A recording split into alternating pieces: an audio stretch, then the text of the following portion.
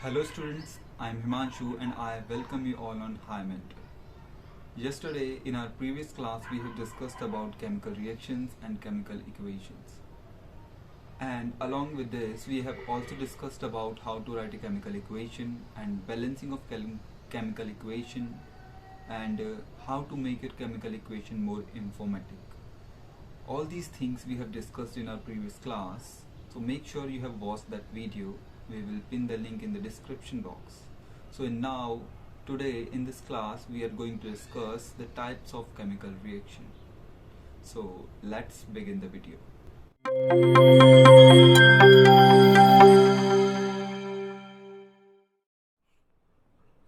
तो लिखते हैं टाइप्स ऑफ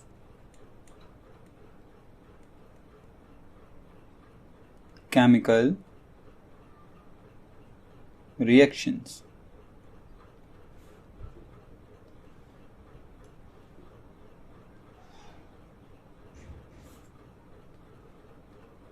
तो बच्चों, जब भी कोई केमिकल रिएक्शन होती है तो केमिकल रिएक्शन के दौरान कुछ बॉन्ड ब्रेक होते हैं और कुछ बॉन्ड नए बनते हैं।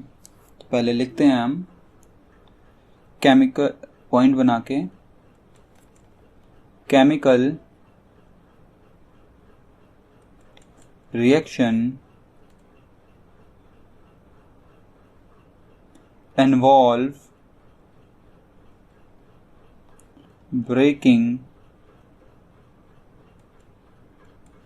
and making of bonds between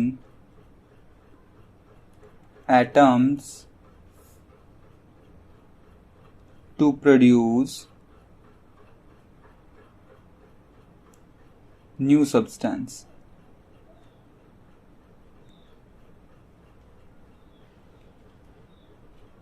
मतलब केमिकल रिएक्शन के दौरान रिएक्टेंट्स के बॉन्ड टूटेंगे और वो फिर नए बॉन्ड बनाएंगे जिससे कि प्रोडक्ट फॉर्म होगा। मतलब किसी भी केमिकल रिएक्शन को कंप्लीट होने के लिए उसमें पहले बॉन्ड्स ब्रेक होंगे और फिर बॉन्ड्स नए कुछ बॉन्ड्स बनेंगे जो कि प्रोडक्ट बनाएंगे। ठीक है, इसलिए हमने लिखा है chemical reaction involve breaking and making of bond between the atoms to produce new substance. ठीक है, अब हम टाइप्स ऑफ केमिकल रिएक्शन में अपनी पहली रिएक्शन लिखते हैं कॉम्बिनेशन रिएक्शन। तो लिखते हैं हम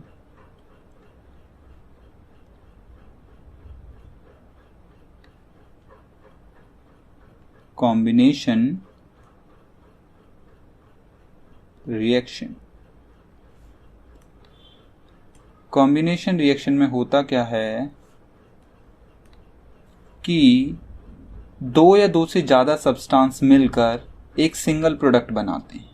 मतलब वो रिएक्शन जिसमें दो या दो से ज़्यादा सब्सटेंस मिलके एक सिंगल सब्सटेंस बनाएंगे उस रिएक्शन को हम कंबशन रिएक्शन बोलेंगे। तो लिखते हैं इसमें the reaction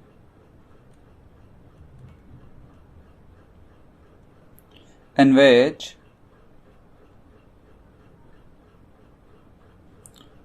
two or more substance combine to form a single substance.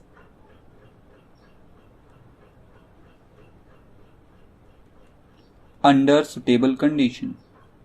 Under suitable condition. तो एग्जाम्पल देखते हैं। हमने ले लिया कैल्शियम ऑक्साइड और से रिएक्ट कराया वाटर के साथ, तो ये बनाएगा कैल्शियम हाइड्रोक्साइड CaOH का होल ट्वाइस, ठीक है। तो ये CaO जो होता है इसको हम बोलते हैं क्विक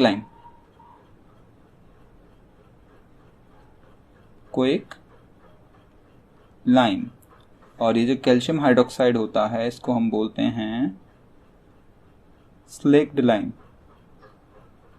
स्पेलिंग गलत हो गई, एक मिनट।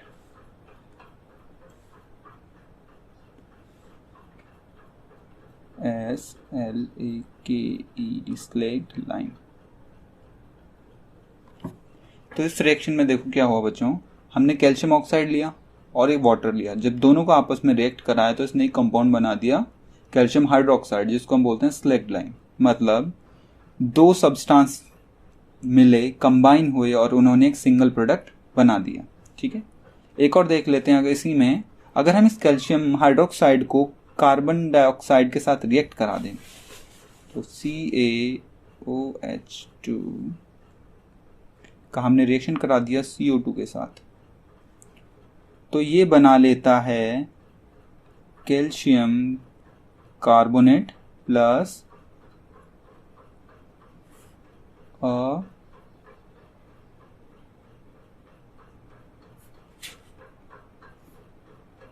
हाइड्रोजन गैस रिलीज होगी, ठीक है।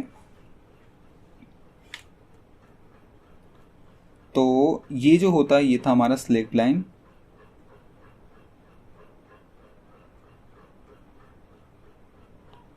जब भी हम स्लेक्ड लाइम का कार्बन डाइऑक्साइड के साथ रिएक्शन कराते हैं तो वो दो तरह का कंपाउंड बनाएगा। एक है हमारा CaCO3 और उसके साथ ही निकलेगा वाटर, मैंने हाइड्रोजन लिख दिया सॉरी, H2O, ठीक है। हाँ, जब ये कैल्शियम या स्लेक्ड लाइम कार्बन डाइऑक्साइड के साथ रिएक्ट करेगा तो ये बना लेगा कैल्शियम कार्बोनेट और वाटर, ठीक है। ये रिएक्शन कभी कभी पूछ ली जाती है, इसलिए याद रखिएगा। अब हम बढ़ते हैं आगे। कुछ और एग्जांपल्स हैं इसके, जैसे कॉम्बिनेशन रिएक्शन में होता है बर्निंग ऑफ कोल। तो हम लिखते हैं यहाँ पे पॉइंट बना के,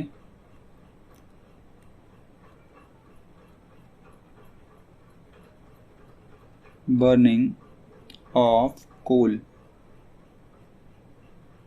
बर्निंग ऑफ कोल भी इसी का एग्जाम्पल है कॉम्बिनेशन रिएक्शन का। तो हमने लिया कार्बन, ये सॉलिड है, plus oxygen,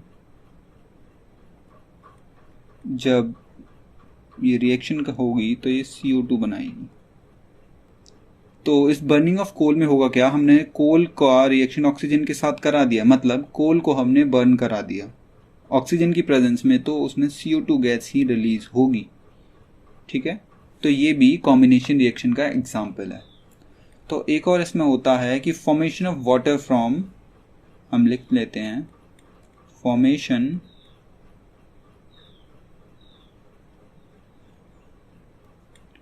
of water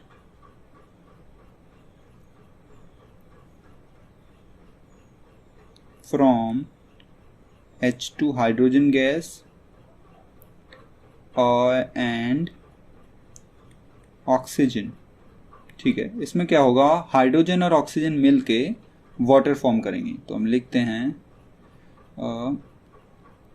2H2 plus O2 और ये बनाएंगे 2H2O लिक्विड, ठीक है। Formation of water from H2 और ऑक्सीजन भी कॉम्बिनेशन रिएक्शन का ही पार्ट है। तो ये हो गई कॉम्बिनेशन रिएक्शन। तो हम आगे बढ़ते हैं अपनी दूसरी रिएक्शन की ओर, जो है डिकॉम्पोजिशन रिएक्शन। तो हम लिखते हैं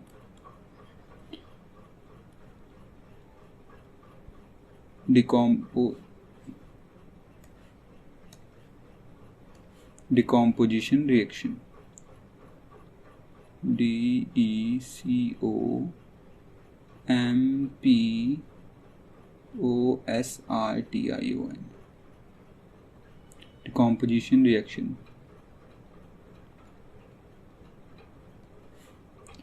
तो इस रिएक्शन में होता क्या है कि एक सिंगल सब्सटेंस स्प्लिट होके एक या दो से ज़्यादा सब्सटेंस में टूट जाता है। मतलब हम लिखते हैं कि reaction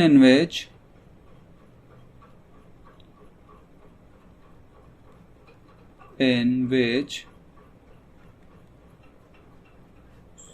a single substance split into two or more simple substance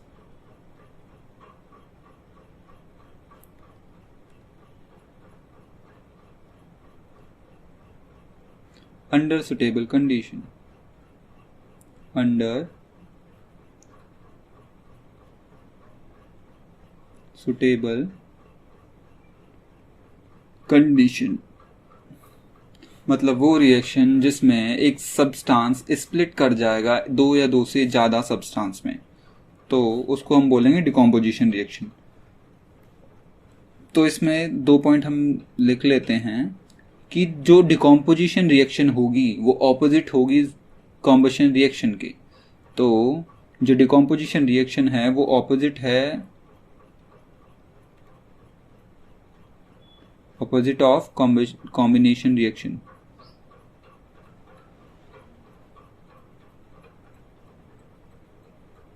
combination reaction, ठीक है। और दूसरा पॉइंट इसमें यह है कि mostly decomposition reaction endothermic nature की होते हैं। मतलब डिकम्पोजिशन को होने के लिए एनर्जी की रिक्वायरमेंट होती है। वो एनर्जी लाइट की फॉर्म में हो सकती है, हीट की फॉर्म में हो सकती है, और या फिर इलेक्ट्रिसिटी की फॉर्म में भी हो सकती है। तो हम लिखते हैं mostly endothermic in nature, endothermic in nature, और ब्रैकेट में लिखते हैं रिक्वायर एनर्जी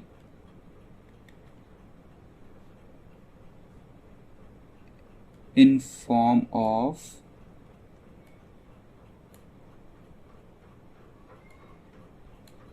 या तो हीट हो या लाइट हो या फिर इलेक्ट्रिसिटी, ठीक है। अब हम डिकम्पोजिशन रिएक्शन का एग्जांपल देखते हैं। हम ले लेते हैं, मान लीजिए यहाँ पे लिखते हैं एग्जांपल, आयरन सल्फेट हमने ले लिया, तो हम लेते हैं FeSO4 और इसमें 7 वाटर मॉलिक्यूल भी इसके साथ होते हैं, ठीक है। तो ये जो आयरन सल्फेट है ये ग्रीन कलर का होता है, ठीक है। जब हम इसको हीट प्रोवाइड करेंगे, ये हीट करेंगे तो ये बनाएगा आयरन सल्फेट, ये सॉलिड था तो ये भी सॉलिड बनाएगा, प्लस 7 वाटर मॉलिक्यूल रिलीज करेगा, ठीक है। और ये अब इसका कलर हो जाएगा डर्टी वाइट, तो डर्टी वाइट, ठीक है। तो इस रिएक्शन में हुआ क्या कि एक कंपाउंड 2 कंपाउंड्स में टूट गया। मतलब इसने आयरन सल्फेट बना लिया और 7 वाटर मॉलिक्यूल रिलीज हो गए। वो रिएक्शन जिसमें वाटर मॉलिक्यूल रिलीज होंगे, किसी कंपाउंड से वाटर मॉलिक्यूल एक्सट्रैक्ट हो जाएंगे, तो उस रिएक्शन को हम बोलते हैं डिहाइड्रेशन रिएक्शन। तो ये इस रिएक्शन का नाम हम लिख सकते हैं कि डिहाइड्रेशन रिएक्शन, क्योंकि इसमें वाटर मॉलिक्यूल का लॉस हुआ है, ये वाटर मॉलिक्यूल रिलीज हुआ है। तो हम लिख लेते हैं, इधर लिखते हैं डिहाइड्रेशन रिएक्शन।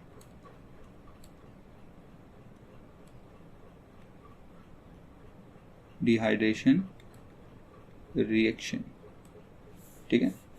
डिहाइड्रेशन रिएक्शन वो होती है, इसकी डेफिनेशन भी हम इसके साइड में लिख लेते हैं। Reaction in which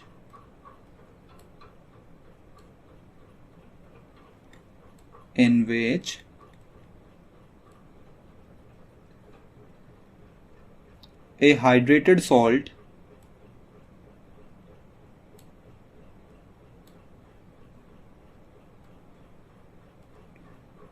lose molecule of water, lose water molecule लिखते हैं, water मतलब वो रिएक्शन जिसमें हाइड्रेटेड सॉल्ट का मतलब होता है ऐसा सॉल्ट जिसमें वाटर मॉलिक्यूल हो, ठीक है, वो अपने वाटर मॉलिक्यूल लूज कर दे, तो उसको हम बोलते हैं डिहाइड्रेशन रिएक्शन, ठीक है। तो और देखते हैं एग्जांपल, अगर हम फर्दर इसको FeSO4 को फर्दर हीट कर देते हैं तो क्या होगा। तो हम ले लेते हैं FeSO4 सॉलिड है, इसको हमने हीट किया, इसको हम बोलते हैं बच्चों आयरन सल्फेट या फिर ferrous sulphate, ferrous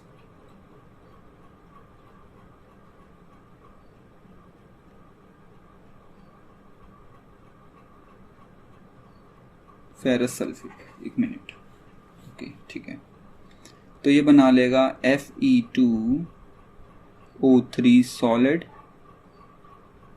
ferric oxide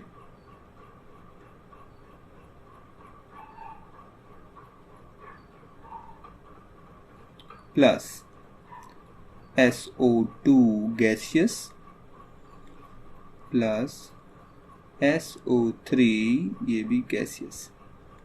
तो ये जो लास्ट के दो कंपाउंड होते हैं, हाँ, फेरिक ऑक्साइड जो होता है ये होता है ब्राउन कलर का, ब्राउन, ठीक है। और ये जो दो कंपाउंड होंगे ये दोनों, ये देंगे pungent with suffocating smell, pungent and suffocating smell,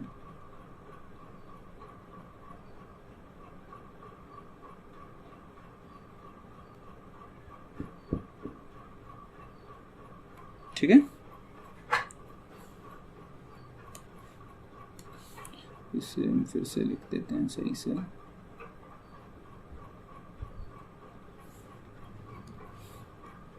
ferrous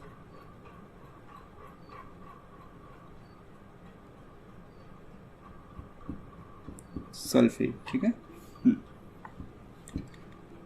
हम ले लेते हैं एक और रिएक्शन, वो है लेड नाइट्रेट को हम ले लेते हैं। तो हम लिखते हैं 2PbNO3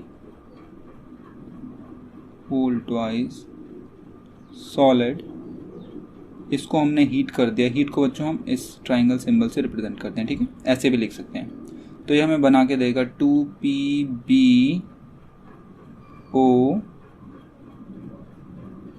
plus 4NO2 gaseous plus oxygen release होगी, ठीक है।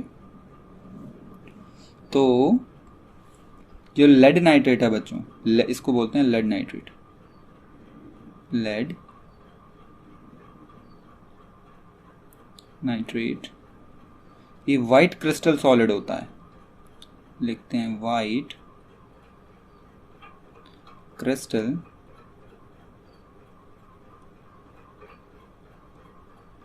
या क्रिस्टलाइन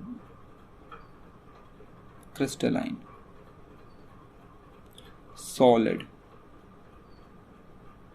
ठीक है।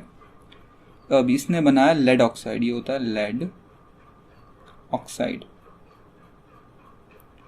लेड ऑक्साइड जो होता है रेडिश ब्राउन फ्यूम के साथ, तो लिखते हैं हम, ये देगा reddish brown fumes with pungent smell.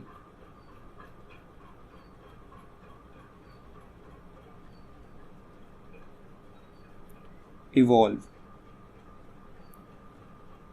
तो जब लेड नाइट्रेट रिएक्ट हीट किया जाएगा या फिर लेड नाइट्रेट को डिकम्पोज किया जाएगा तो लेड ऑक्साइड NO2 और O2 गैस रिलीज करेगा, और जो लेड ऑक्साइड बनेगा वो रेडिश ब्राउन फ्यूम्स रिलीज करेगा जो कि पंजेंट स्मेल, जिनकी पंजेंट स्मेल होगी। ठीक है, तो हम लिखते हैं एक और रिएक्शन है इसमें, नया पेज ले लेते हैं। हमने ले लिया लाइमस्टोन, ले लेते हैं। तो ये है CaCO3 सॉलिड है, कैल्शियम कार्बोनेट, इसको हमने हीट करा दिया, इसको हम बोलते हैं CaO, ये बनाया इसने क्विकलाइम, और CO2 गैस रिलीज की। ये है क्विकलाइम है, ये क्विकलाइम, और ये है लाइमस्टोन।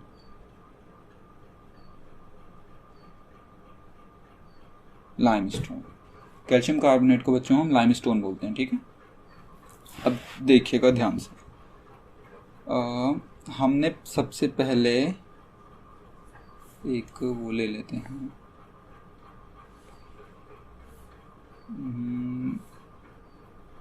एक शेप ले लेते हैं,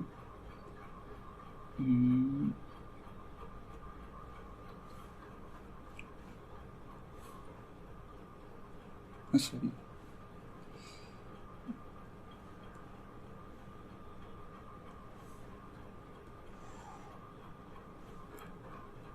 इसका साइज थोड़ा बड़ा कर लेते हैं।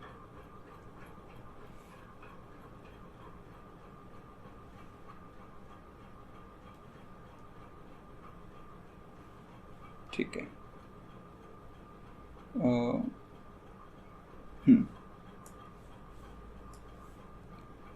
तो हमने 3 रिएक्शन लिखी थी पहले, इसके यही इन्हें एक बार फिर से लिख लेते हैं। तो पहली रिएक्शन थी हमारी कि हमने 2FeSO4 का रिएक्शन कराया था, हीट कराया था उसे, उसने बनाया था Fe2O3 plus SO2 plus SO3। ठीक है, दूसरी रिएक्शन हमने लिखी थी कि लेड नाइट्रेट को हमने जब फर्दर हीट कराया तो उसने बनाया 2PbO प्लस 4NO2 और प्लस ऑक्सीजन। ठीक है, और तीसरी रिएक्शन में हमने ली कैल्शियम कार्बोनेट की, जब हमने इसको हीट कराया तो इसने बनाया calcium oxide solid plus CO2 gaseous था, ये भी क्विकलाइम भी हमारा सॉलिड था, लेड नाइट्रेट भी सॉलिड था, ये हमारा सॉलिड बना, और ये दोनों गैसियस फॉर्म में थे, ये लिख लीजिएगा। तो ये भी है सॉलिड फॉर्म में था, ये भी सॉलिड फॉर्म में था, ये दोनों गैसेस फॉर्म में थे। मैं यहाँ पे नीचे लिख देता हूँ। ठीक है,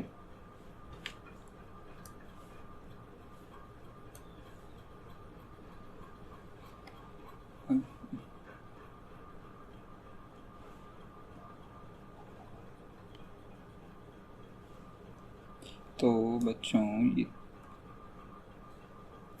एक मिनट, ये क्या हुआ?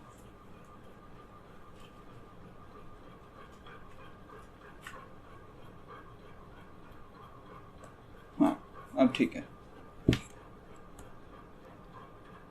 ये तीनों रिएक्शन बच्चों, इन तीनों रिएक्शंस को हम बोलते हैं थर्मल डिकम्पोजिशन रिएक्शन। तो मैं लिखता हूं ये थर्मल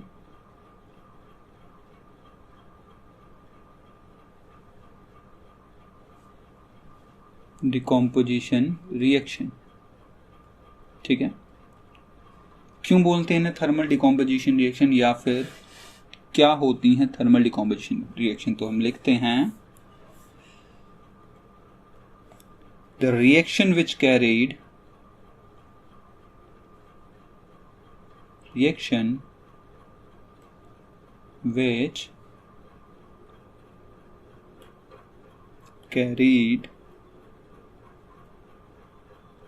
upon strong heating।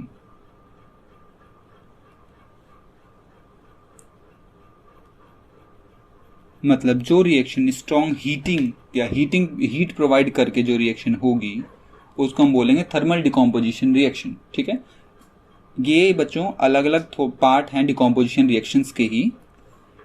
तो हमने ये 3 रिएक्शंस लिखी थी, जब हम इन्हें हीट प्रोवाइड करते हैं तो ये स्प्लिट हो जाती हैं 2 या 2 से ज़्यादा प्रोडक्ट्स की फॉर्म में।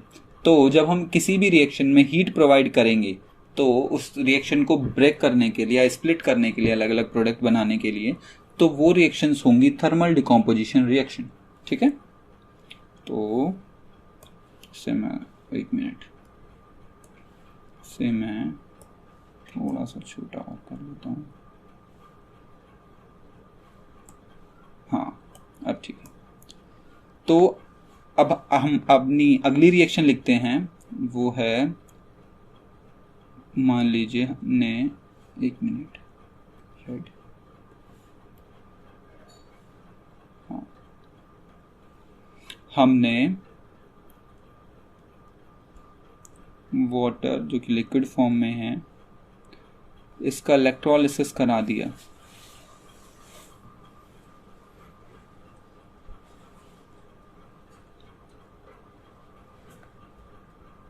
इलेक्ट्रोलिसिस, तो इसने बना लेगा 2 हाइड्रोजन गैस रिलीज होगी प्लस ऑक्सीजन गैस भी रिलीज होगी। मतलब जब हमने वाटर का इलेक्ट्रोलिसिस कराया तो बच्चों इलेक्ट्रोलिसिस होता क्या है ये समझते हैं पहले। ठीक है, तो हम शुरू करते हैं इलेक्ट्रोलिसिस से। हम एक बीकर ले लेते हैं या कोई प्लास्टिक का मग ले लेते हैं, इसमें हमने वाटर फिल कर दिया। ठीक है बच्चों,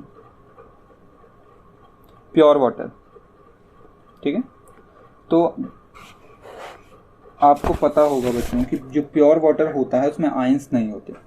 ठीक है, प्योर वाटर में आयंस नहीं होते और प्योर वाटर जो होता है वो बैड कंडक्टर होता है इलेक्ट्रिसिटी का। ठीक है, तो हम इसमें क्या करेंगे, डाइल्यूट H2SO4 डाल देंगे थोड़ा सा, जिससे कि इस वाटर में आयंस आ जाएं। ठीक है, फिर हम इसमें 2 इलेक्ट्रोड्स डालेंगे, एक होगा कैथोड और एक होगा एनोड, और इससे फिर फर्दर बैटरी से कनेक्ट कर देंगे।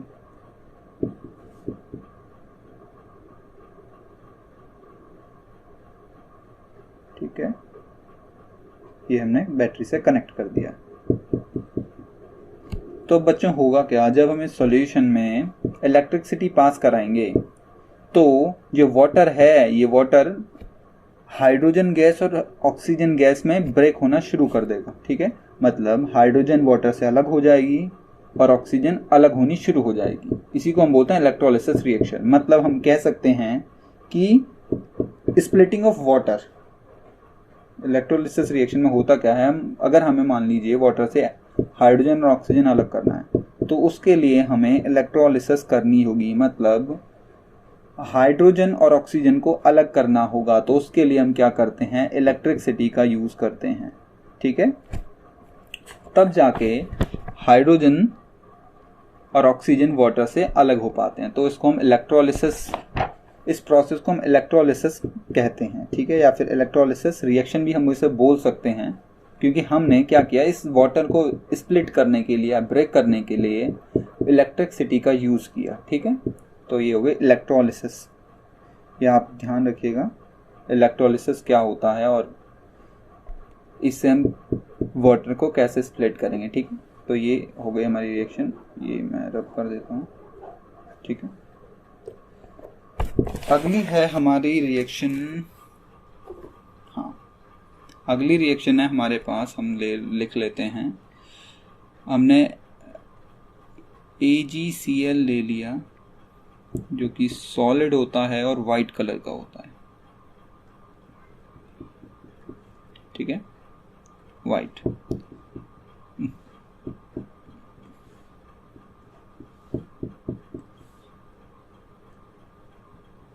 हमने क्या किया, इसे रख दिया सनलाइट में, ठीक है। AgCl को लिया, एक वाइट पाउडर फॉर्म में होता है बच्चों ये, तो हमने इसे सनलाइट में एक डिस्क में लेके, एक चाइना डिस्क या फिर किसी प्लेट में लेके AgCl को सनलाइट में रख दिया। तो क्या होगा, तो ये बना लेगा Ag जो कि सॉलिड होगा, प्लस Cl इससे अलग हो जाएगा लिक्विड फॉर्म में, ठीक है। तो ये जो होगा ये वो बना लेगा ग्रे कलर में, ये ग्रे कलर का हो जाएगा बच्चों, ठीक है। जैसे ही हम AgCl को सनलाइट में रखते हैं तो उसमें से Ag अलग हो जाता है और वो ग्रे कलर एक्वायर कर लेता है और क्लोरीन गैस लिक्विड फॉर्म में अलग हो जाती है, ठीक है। तो इस रिएक्शन को बोलते हैं हम बच्चों फोटोकेमिकल रिएक्शन, ठीक है।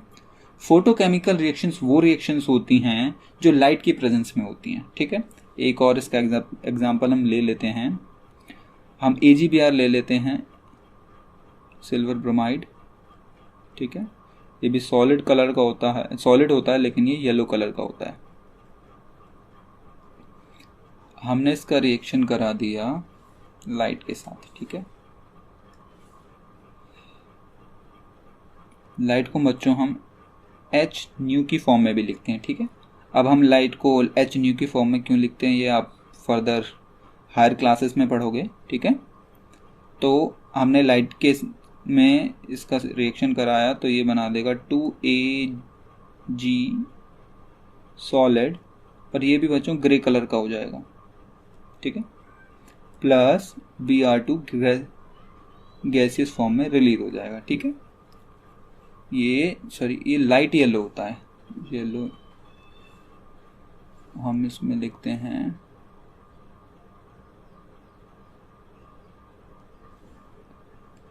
लाइट येलो, ठीक है। तो बच्चों ये रिएक्शन हो गई हमारी फोटोकेमिकल रिएक्शंस।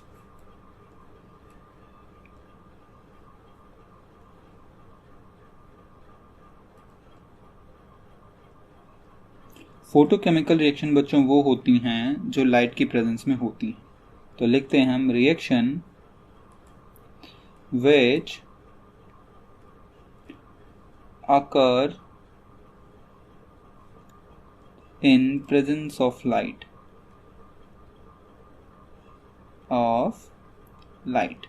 तो वो रिएक्शन कौन सी होती है बच्चों, फोटोकेमिकल रिएक्शन, ठीक है। हम नेक्स्ट पेज कर लेते हैं। आप एक पॉइंट लिखिएगा इसमें, जो AgCl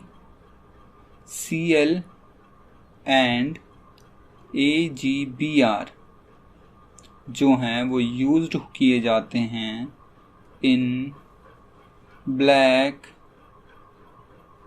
एंड वाइट फोटोग्राफी।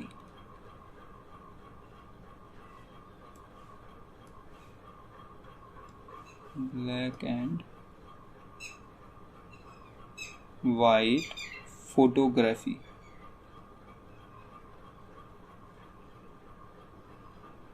ठीक है। पहले बच्चों AgCl और AgBr black and white photography में भी यूज किए जाते हैं, ठीक है। अब हम बढ़ते हैं अपनी अगली रिएक्शन की तरफ, जो कि है डिस्प्लेसमेंट रिएक्शन। ठीक है, तो हम लिखते हैं थर्ड हेडिंग डाल के डिस्प्लेसमेंट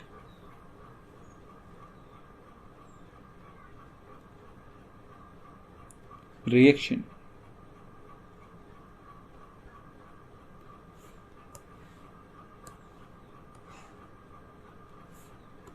तो लिखते हैं बच्चों, डिस्प्लेसमेंट रिएक्शन वो रिएक्शंस होती हैं जिसमें एक एलिमेंट जो है वो दूसरे एलिमेंट की पोजीशन एक्वायर कर लेता है, मतलब एक एलिमेंट दूसरे एलिमेंट को रिप्लेस कर देता है या डिस्प्लेस कर देता है। तो हम इसमें पहले लिख लेते हैं, फिर समझते हैं कि द रिएक्शन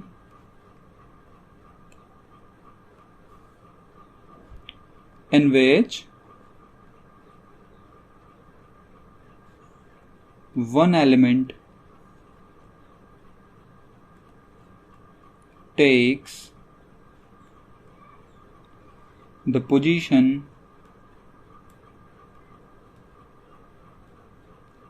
of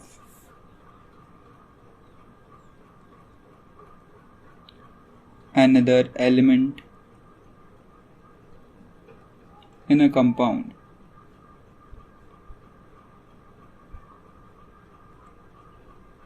ठीक है, मतलब डिस्प्लेसमेंट रिएक्शन में एक एलिमेंट जो है किसी भी रिएक्शन में वो दूसरे एलिमेंट को रिप्लेस कर देता है या उसकी पोजीशन ले लेता है।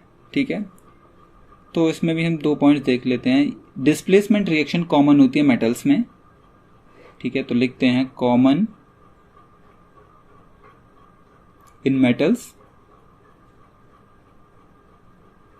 और दूसरा पॉइंट ये होता है कि मोर रिएक्टिव एलिमेंट जो होता है वो लेस रिएक्टिव एलिमेंट को रिप्लेस कर देता है। तो लिखिएगा मोर रिएक्टिव मेटल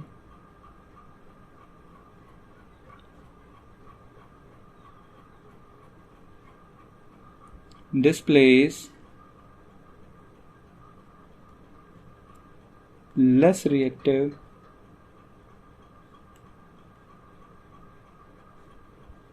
मेटल। ठीक है, जैसे हम एक एग्जांपल ले लेते हैं। एग्जांपल इसमें हम पहले ले लेते हैं। हमने क्या किया, आयरन ले लिया, आयरन सॉलिड, और इसका रिएक्शन करा दिया कॉपर सल्फेट के साथ, CuSO4 के साथ जी। ठीक है, ये एक्वस फॉर्म में है, मतलब एक्सिस में है। ठीक है, तो क्या होगा, ये बना लेगा FeSO4, एक्वस फॉर्म में आ जाएगा ये भी, प्लस CuS। ठीक है, मतलब आयरन ने कॉपर को रिप्लेस कर दिया, मतलब आयरन जो है ज्यादा रिएक्टिव मेटल है और कॉपर लेस रिएक्टिव है, तो इसलिए आयरन ने कॉपर को रिप्लेस कर दिया। ठीक है, तो ये हो गई डिस्प्लेसमेंट रिएक्शन। तो इसे बोलते हैं बच्चों कॉपर सल्फेट है, ये लिख देता हूं मैं कॉपर सल्फेट। और जब इसे आयरन ने रिप्लेस कर दिया तो ये बना लिया आयरन सल्फेट, या फेरस सल्फेट भी बोल सकते हैं, आयरन सल्फेट। ठीक है, एक और एग्जांपल देख लेते हैं हम। हमने zinc solid plus copper sulphate, ये फर्दर हमने रिएक्ट कराया तो ये बना लेगा ZnSO4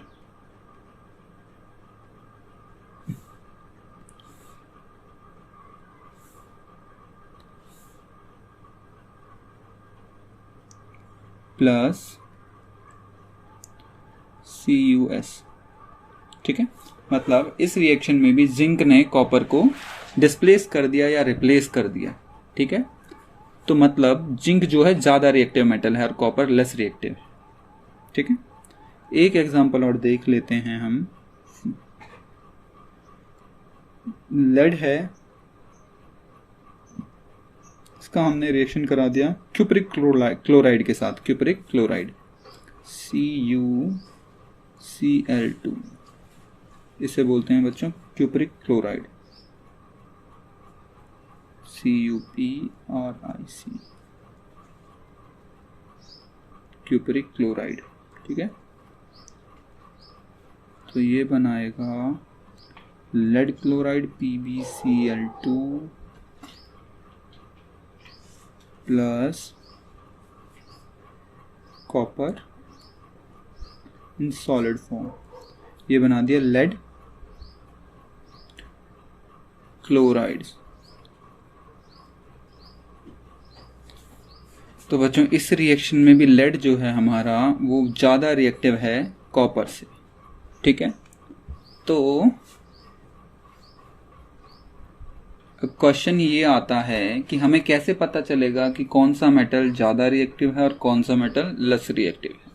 तो उसे देखते हैं हम। उसके लिए हमारे पास एक सीरीज होती है एलिमेंट्स की जिसे हम रिएक्टिविटी सीरीज बोलते हैं। तो वो भी एक बार देख लेते हैं। तो लिखते हैं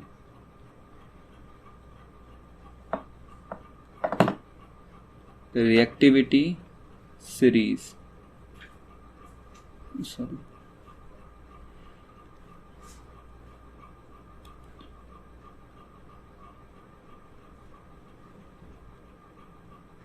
रिएक्टिविटी सीरीज, ठीक है। देख रिएक्टिविटी सीरीज में क्या है, रिएक्टिविटी सीरीज में एलिमेंट्स लेस रिएक्टिविटी से मोर रिएक्टिविटी के हिसाब से अरेंज किए गए हैं। मतलब जो लेस रिएक्टिव एलिमेंट्स हैं वो नीचे रखे गए हैं और मोर रिएक्टिव एलिमेंट्स ऊपर रखे गए हैं। तो हम पहले देख लेते हैं कौन कौन से एलिमेंट्स हैं। तो हमारे पास है सबसे ऊपर पोटेशियम,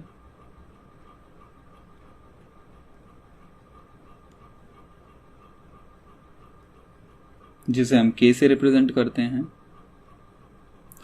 फिर है सोडियम,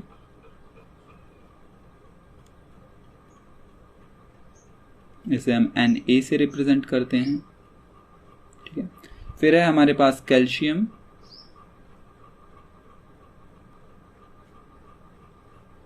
Ca। फिर है मैग्नीशियम,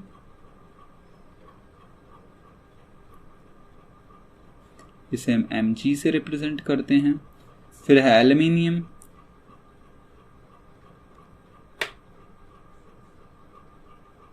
इसे हम Al से रिप्रेजेंट करते हैं। फिर है हमारे पास जिंक, इसे हम Zn से रिप्रेजेंट करते हैं। फिर होता है आयरन, इसे हम Fe से रिप्रेजेंट करते हैं। फिर होता है हमारे पास लेड, इसे हम Pb से रिप्रेजेंट करते हैं। फिर आता है हाइड्रोजन, ये हम H से रिप्रेजेंट करेंगे। फिर आता है कॉपर, Cu से रिप्रेजेंट किया जाता है। फिर आता है सिल्वर, इसे हम Ag से रिप्रेजेंट करते हैं। फिर गोल्ड Au से रिप्रेजेंट किया जाता है। और लास्ट में आता है प्लेटिनम, PLATINIUM, ठीक है। इसे हम Pt से रिप्रेजेंट करते हैं बच्चों, ठीक है। तो जो ऊपर वाले एलिमेंट्स हैं वो हैं मोर रिएक्टिव एलिमेंट और नीचे वाले हैं लेस रिएक्टिव एलिमेंट्स। तो हम क्या करते हैं, लिख देते हैं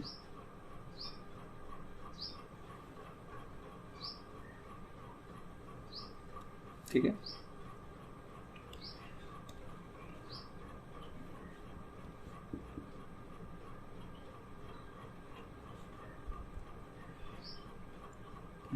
तो ऊपर बच्चों हैं मोर रिएक्टिव एलिमेंट्स और नीचे होते हैं लेस। यहां पे मैं लिख देता हूं मोर रिएक्टिव, एक मिनट,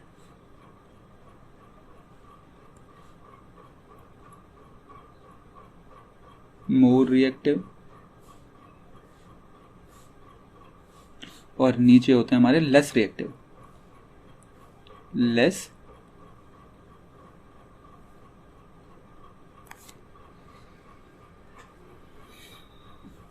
ठीक है बच्चों। तो ये हो गई रिएक्टिविटी सीरीज।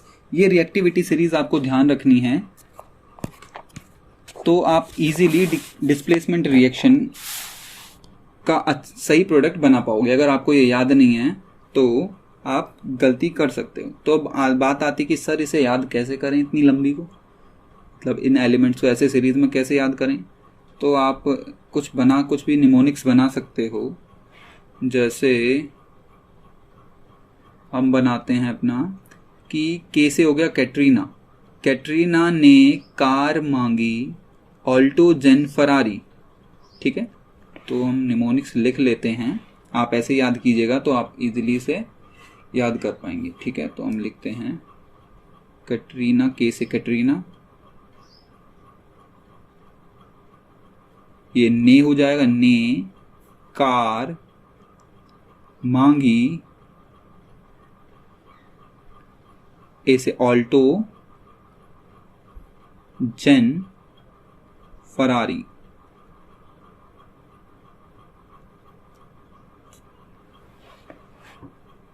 ठीक है, और इसका क्या बनाते हैं, हम लिखते हैं फिर भी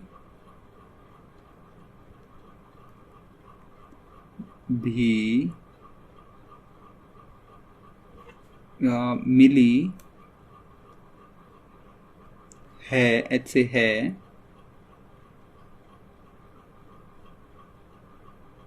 सी से कौन सी है,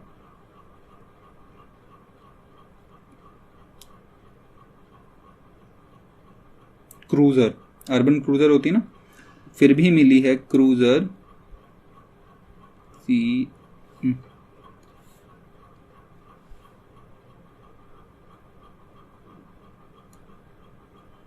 या क्रूज कर लीजिए आप इसे, फिर भी मिली है क्रूज एंड सिल्वर ऑडी। ठीक है, तो आप प्लेटिनम को ऐसे याद कर लीजिएगा कि लास्ट में होता है। तो हमने क्या निमोनिक्स बनाया कि कैटरीना ने कार मांगी ऑल्टो जेन फरारी, फिर भी मिली है क्रूज एंड सिल्वर ऑडी। ठीक है, आप इसे ऐसे याद कीजिएगा तो आप इजीली इसे याद कर पाएंगे। लेकिन बच्चों इसमें थोड़ा कंफ्यूज मत हो जाना कि लेड के लिए हमने ये पी भी होता है, पी ये लेड के लिए है, ये एच ये कॉपर है, ये सिल्वर के लिए है।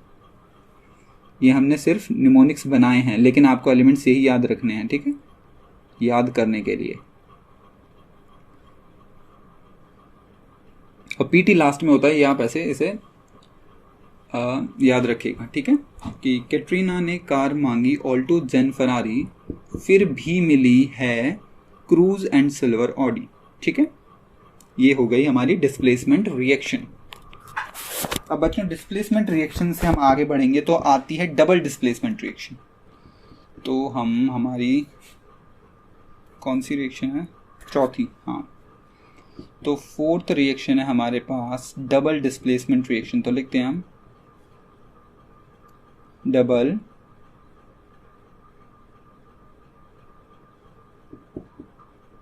Displacement reaction. Double displacement reaction में क्या होता है बच्चों कि जो हमारे रिएक्टेंट्स होते हैं वो आपस में ही एक्सचेंज हो जाते हैं। तो हम पहले लिख लेते हैं इसे कि reaction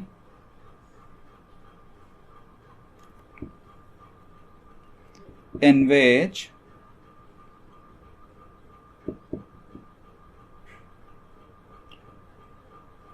one component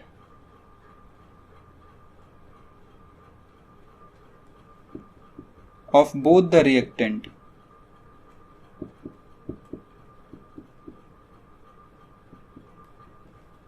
molecules gets exchange to form product, exchange to form product। Example हम इसमें ले लेते हैं, हमने BaCl2 को रिएक्ट करा दिया Na2SO4 के साथ। तो ये इस रिएक्शन में बच्चों क्या होगा, ये आपस में ही रिएक्टेंट और ये जो रिएक्टेंट हैं ये आपस में ही एक्सचेंज हो जाएंगे। जैसे BaCl है और यहाँ पे NaSO4 है, Na2SO4 है, तो ये होगा क्या कि ये बना लेंगे यहाँ पे BaSO4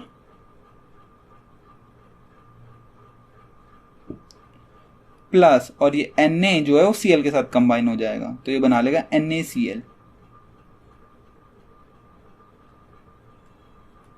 ठीक है, ये एक्वस फॉर्म में होगा बच्चों, ये सॉलिड फॉर्म में होगा और ये भी एक्वस AQ,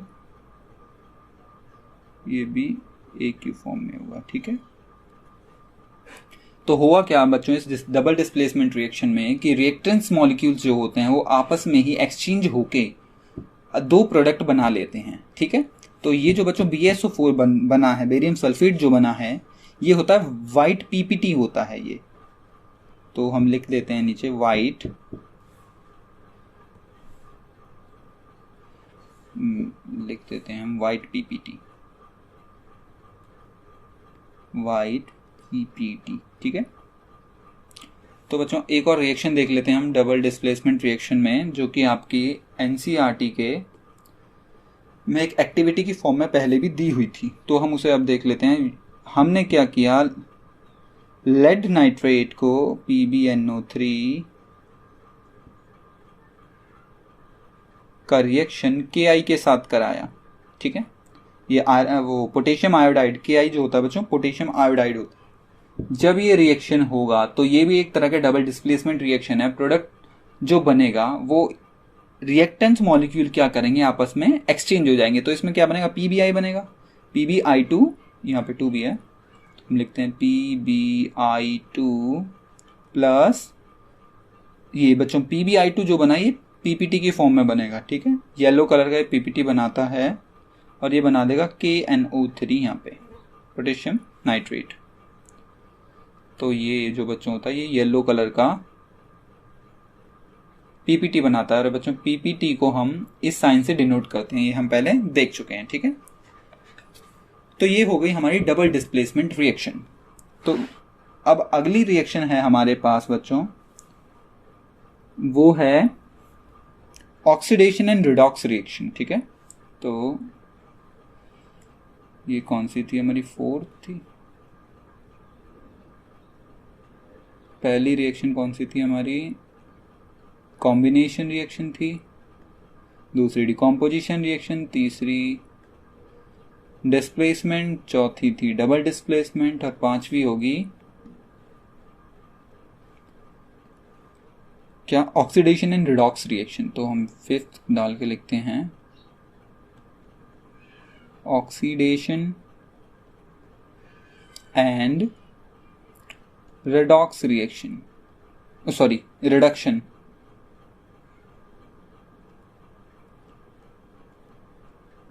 रिडक्शन रिएक्शन। मैं शॉर्ट में ऐसे लिख देता हूं, आप पूरा लिखेगा। तो बच्चों देखते हैं कि ऑक्सीडेशन रिएक्शन और रिडॉक्स रिएक्शन कौन कौन सी होती हैं। ठीक है, तो हम इसे दो पार्ट्स में डिवाइड कर लेते हैं। हम पहले लिखते हैं ऑक्सीडेशन,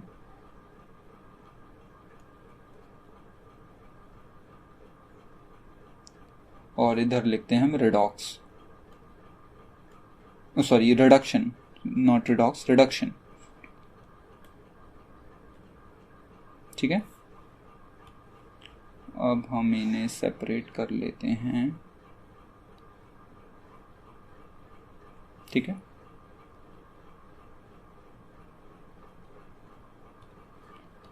तो बच्चों ऑक्सीडेशन रिएक्शन क्या होती है? ऑक्सीडेशन रिएक्शन का मतलब होता है कि ऑक्सीजन का एडिशन हो जाए और हाइड्रोजन जो है वो रिमूव हो जाए, तो वो होती है ऑक्सीडेशन रिएक्शन। तो हम लिखते हैं इसमें पहला पॉइंट बना के लिखते हैं, the addition of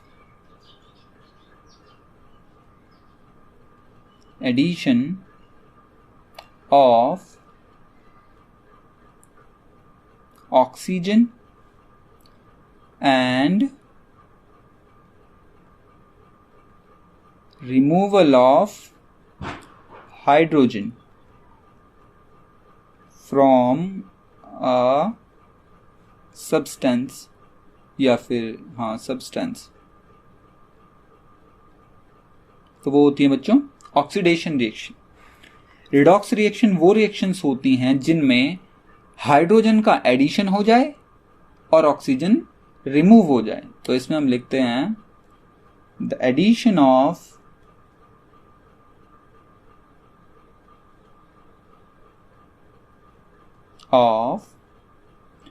hydrogen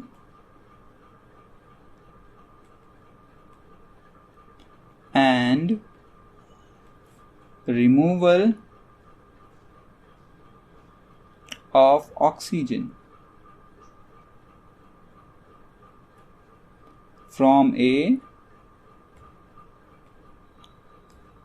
substance।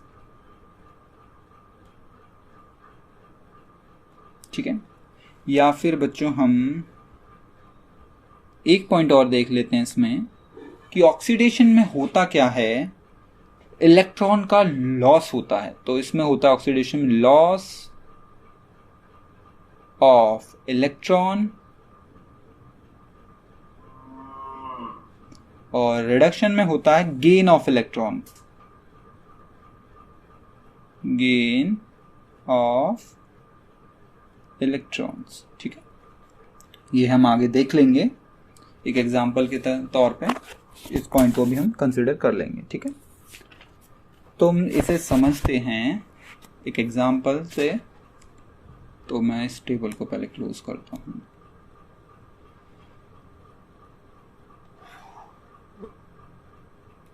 ये हो गया हमारा टेबल क्लोज।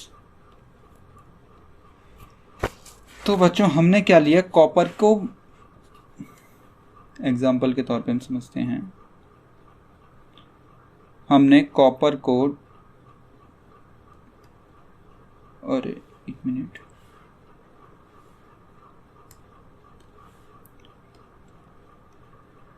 ऑक्सीजन के साथ रिएक्ट कराया इन प्रेजेंस ऑफ हीट, मतलब बर्निंग करी कि कॉपर स्ट्रिप ले लिया हमने या कॉपर मेटल ले लिया, उसको हमने बर्न किया। जब हम इसे बर्न करते हैं तो ये बना लेता है कॉपर के और ऑक्सीजन मिलके CuO, क्यूप्रिक ऑक्साइड। ठीक है, अब होता क्या है बच्चों, ये जो क्यूप्रिक ऑक्साइड होता है ये जब ऑक्सीजन के साथ रिएक्ट करेगा तो ये ब्लैक कलर का हो जाएगा। ठीक है, ये कुछ ऊपर से ब्लैक कलर का होगा। आप इसे घर पे भी करके देख सकते हैं। आप कॉपर की कोई भी छोटी सी स्ट्रिप ले लीजिए या कोई बर्तन ले लीजिएगा, उसे अगर आप फ्लेम पे रखोगे थोड़ी देर के लिए तो आप क्या देखोगे, उस तरफ उस पोर्शन का वो जो कॉपर जो उस फायर के कांटेक्ट में होगा वो ब्लैक हो जाएगा उधर से। ठीक है, तो इसमें होता ऐसा क्यों है, जब कॉपर ऑक्सीजन के साथ बच्चों रिएक्ट होता है ना तो ऑक्सीजन का एडिशन होता है इसमें। जब ऑक्सीजन ऐड ऑन हो जाएगी तो ये हो गया ऑक्सीडेशन। तो मतलब कॉपर का ऑक्सीडेशन हो जाता है जब वो ऑक्सीजन के साथ रिएक्ट करेगा। ठीक है, तो ये ऑक्सीडेशन होता है जिसकी वजह से कॉपर ब्लैक हो जाता है। ठीक है, या फिर हम एक और एग्जांपल देखते हैं दोनों का जिसमें दोनों हो। तो एक हम ले लेते हैं, हम इसी को ले लेते हैं CuO को ही, प्लस हमने इसका रिएक्शन करा दिया हाइड्रोजन के साथ और इसे हमने हीट करा दिया, तो ये बना लेगा Cu प्लस वाटर। अब देखिएगा बच्चों इस रिएक्शन में क्या हुआ, इसमें जो हमारा CuO था इसमें क्या हुआ और इधर कॉपर के साथ क्या हुआ, ऑक्सीजन मतलब रिमूव हो गया। मतलब क्यूप्रिक ऑक्साइड में से इधर ऑक्सीजन प्रोडक्ट जब बना तो कॉपर के साथ जो ऑक्सीजन था वो रिमूव हो गया, मतलब रिमूवल ऑफ ऑक्सीजन हुआ। मतलब रिमूवल ऑफ ऑक्सीजन जो है वो किस में होता है, वो हम जानते हैं कि ऑक्सीजन का रिमूवल रिडक्शन में होता है, रिडक्शन रिएक्शन में। तो मतलब ये जो होगा, मतलब यहां से एक मिनट, इसे हम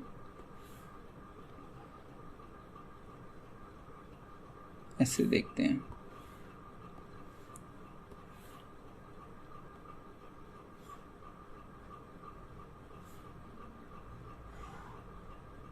ठीक है, ये क्या हुआ, इस वाले कॉपर के साथ जो ऑक्सीजन था वो प्रोडक्ट में नहीं है, मतलब ऑक्सीजन का रिमूवल हो गया, तो ये हो गया रिडक्शन, ये हो गया रिडक्शन। और ऐसे ही यहाँ पे हाइड्रोजन था, हाइड्रोजन के साथ लेकिन ऑक्सीजन नहीं था, लेकिन इधर है, मतलब इस हाइड्रोजन के साथ ऑक्सीजन का एडिशन हो गया। तो अगर एडिशन ऑफ ऑक्सीजन हुआ है तो ये होगा ऑक्सीडेशन भी, ठीक है। तो हम लिखते हैं बच्चों, ये हुआ, तो हम लिखते हैं ये था ऑक्सीडेशन। अरे एक मिनट, तो ये था ऑक्सीडेशन और ये है हमारा रिडक्शन, ठीक है बच्चों। एक बात आप ध्यान रखिएगा कि जब ऑक्सीडेशन और रिडक्शन एक ही रिएक्शन में होते हैं तो उस रिएक्शन को हम कहते हैं रिडॉक्स रिएक्शन, ठीक है। हम कह सकते हैं when both oxidation and reduction take place simultaneously in a reaction, so that reaction is called redox reaction, ठीक है। तो हम लिखते हैं, नेक्स्ट पेज ले लेते हैं।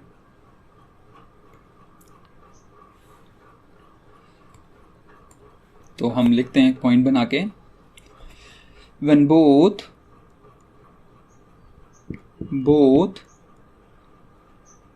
oxidation and reduction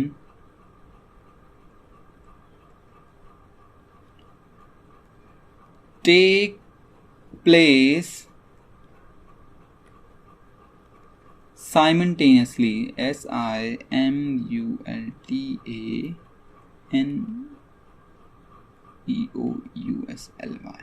ठीक है, in a reaction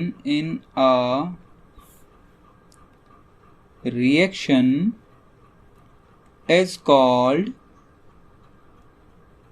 redox reaction।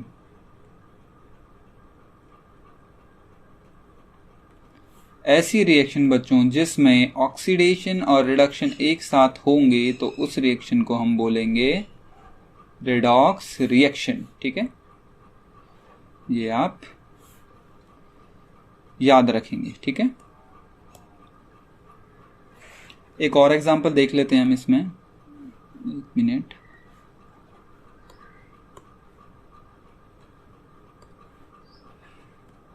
Example हमने क्या ले लिया, हमने जिंक ऑक्साइड ले लिया है, इसका रिएक्शन हमने कार्बन के साथ करा दिया, तो ये बना लेगा जिंक और प्लस CO, ठीक है। तो इसमें क्या होगा बच्चों, जिंक के साथ पहले ऑक्सीजन है और यहाँ पे ऑक्सीजन नहीं है, मतलब कि जिंक के साथ ऑक्सीजन नहीं है तो मतलब ऑक्सीजन का रिमूवल हो गया, तो वो हो गई रिडक्शन, और कार्बन के साथ ऑक्सीजन ऐड हो गई तो ये हो गई ऑक्सीडेशन, ठीक है। तो हम लिखते हैं ये है ऑक्सीडेशन, मैं शॉर्ट में लिख देता हूँ ऑक्सीडेशन, और ये है रिडक्शन, ठीक है।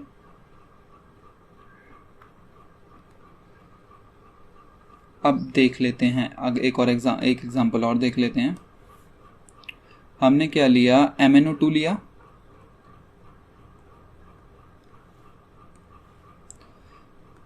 प्लस HCl भी ले लिया हमने, HCl के साथ इसका रिएक्शन करा देते हैं, तो इसने बना लिया MnCl2 प्लस वाटर। अब देखो बच्चों, मैग्नीशियम के साथ यहाँ पे ऑक्सीजन था लेकिन इधर नहीं है, तो मतलब रिमूवल ऑफ ऑक्सीजन हुआ, तो ये क्या हुआ, रिडक्शन रिएक्शन। और यहाँ पे हाइड्रोजन के साथ क्लोरीन था लेकिन प्रोडक्ट में क्या आया, ऑक्सीजन, तो ये क्या हुआ, ये ऑक्सीडेशन हुआ, एडिशन ऑफ ऑक्सीजन हुआ, और इधर हुआ रिडक्शन। क्यों, क्योंकि ऑक्सीजन का रिमूवल हुआ, ठीक है। तो ये हो गया ऑक्सीडेशन और रिडक्शन रिएक्शंस। तो ये हो गई हमारी रिडॉक्स रिएक्शन खत्म।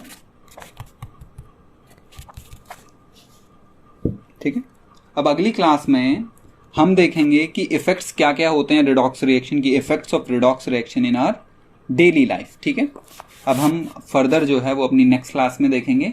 ठीक है बच्चों, आज हम यहीं ख़त्म करते हैं रिडॉक्स रिएक्शन तक, मतलब ऑक्सीडेशन एंड रिडक्शन रिएक्शंस तक।